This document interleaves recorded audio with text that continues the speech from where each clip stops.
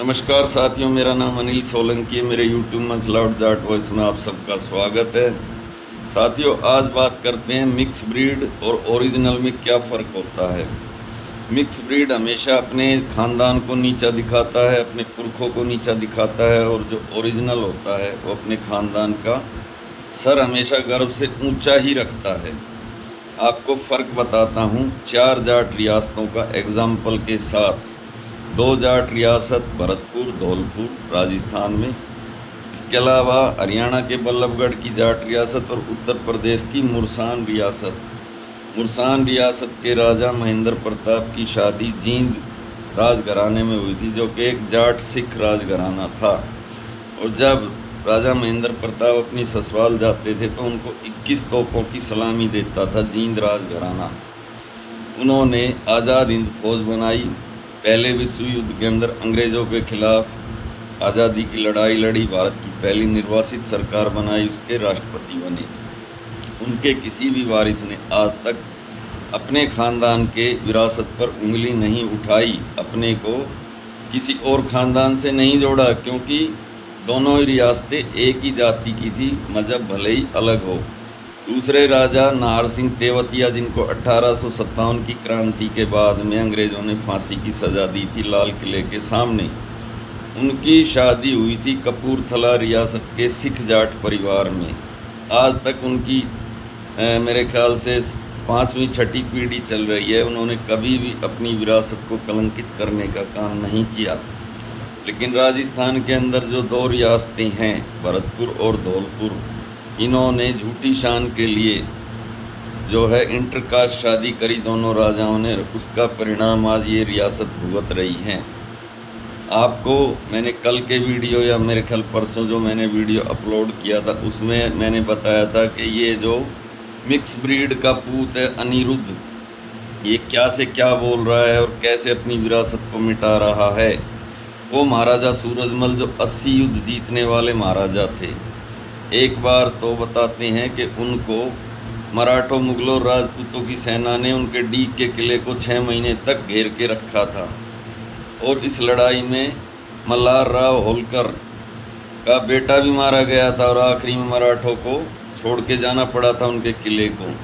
बगरू का युद्ध देखिए, जिसमें पूरा राजपूताना माधो सिंह के साथ था और महाराजा सूरजमल ईश्वरी सिंह के साथ थे, लेकिन राज्याभिषेक ईश्वरी सिंह का ही हुआ। महाराजा सूरजमल ने मुंह में घोड़े की लगाम पकड़ के दोनों हाथों से तलवार लेके युद्ध लड़ा था। तब बताते हैं एक कवि ने एक कविता लिखी थी कि नहीं जाटनी ने सही व्यर्थ प्रसव पीड़ा की पीर, जब जाके पैदा हुआ सूरजमल सा वीर। आज उनका वारिस, उनके ख़ानदान का वारिस अपने को दूसरे ख़ानदान से जोड़ रहा है, दूसरी रियासत से जोड़ रहा है। उसका भी मैंने इतिहास चेक किया। जो जादौन करौली रियासत है, उनकी जो कुल देवी वो अंजना है और ये केला देवी बता रहा है। ये भी बात झूठ बोल रहा है। इसके लिए राजस्थान जाट महासभा के जो अध्यक्ष हैं राजकुमार मील, उनको सामने आना चाहिए और इस मामले को अदालत के अंदर लेके जाना चाहिए, क्योंकि ये छोटी बात नहीं है, ये पूरे समुदाय की भावनाओं से जुड़ी हुई बात है। और जो राजा विश्वेंद्र सिंह पुत्र मोह में फंसकर अपनी ज़ुबान पर ताला लगा के बैठे हैं, उनको सामने आना चाहिए और इसको डिसऑन करना चाहिए अपनी सारी ज़मीन जायदाद से तथा अपनी ख़ानदानी विरासत से। ये अकेला वारिस नहीं है जो विश्वेंद्र सिंह है, इनके पिता महाराजा ब्रिजेंद्र थे। इसके अलावा इनके 3 चाचा और थे, गिरेंद्र, मान सिंह और गिरिराज शरण सिंह। उनके भी बच्चे हैं इस विरासत के मालिक। उनमें से किसी को राजा बनाना चाहिए और इसको ख़ानदान से निष्कासित करना चाहिए। दूसरी जो धौलपुर रियासत है, उसका कल मैंने इतिहास पढ़ा, तो इतिहास पढ़कर मेरे पाँव के नीचे से ज़मीन खिसक गई। जो बामरोलिया जाटों की ये रियासत है धौलपुर, ये पहले ग्वालियर के शासक होते थे, लेकिन 18वीं शताब्दी के आखिरी में एक मराठा सरदार था महाजीत राव सिंधिया, उसने हमला किया बड़ी सेना के साथ। ये वही महाजीत राव सिंधिया है जो कि 1761 में अहमद शाह अब्दाली के साथ हुए युद्ध में जिंदा बच गया था, लेकिन बुरी तरीके से घायल हो गया था। और इसने रिवाड़ी में शरण ली थी महाराजा सूरजमल की टेरिटरी में। तब महाराजा सूरजमल ने इसको अपनी टेरिटरी में इलाज करवाया था, छिपा के रखा था। उस समय बुरी तरीके से घायल हो गया था, लेकिन बाद में इसने ग्वालियर पर हमला करके कब्जा कर लिया और बमरोलिया जाटों को अपनी वो रियासत छोड़नी पड़ी।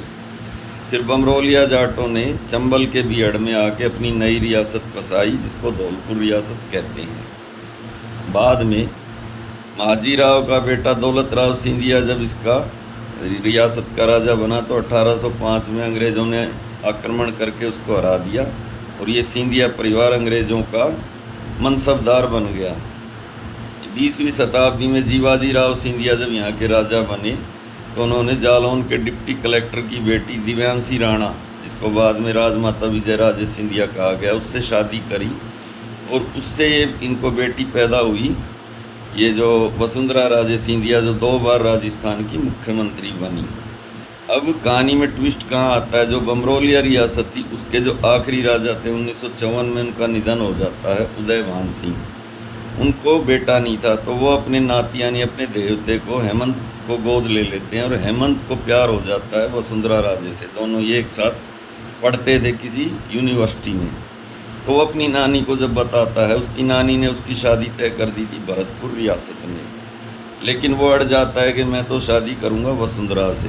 उसकी नानी उसको समझाती है कि हमारा इन मराठों के साथ 10 पीढ़ी का बैर है, इन्होंने हमको ग्वालियर से बेदखल किया था, लेकिन वो मानता नहीं है, शादी कर लेता है और शादी होने के बाद ये बेटा पैदा होता है इनका दुष्यंत, और दुष्यंत के पैदा होते ही दोनों के बीच में तलाक हो जाता है। और मज़े की बात देखिए, आज दुष्यंत सांसद है, उसकी माँ 2 बार मुख्यमंत्री रह चुकी है राजस्थान की।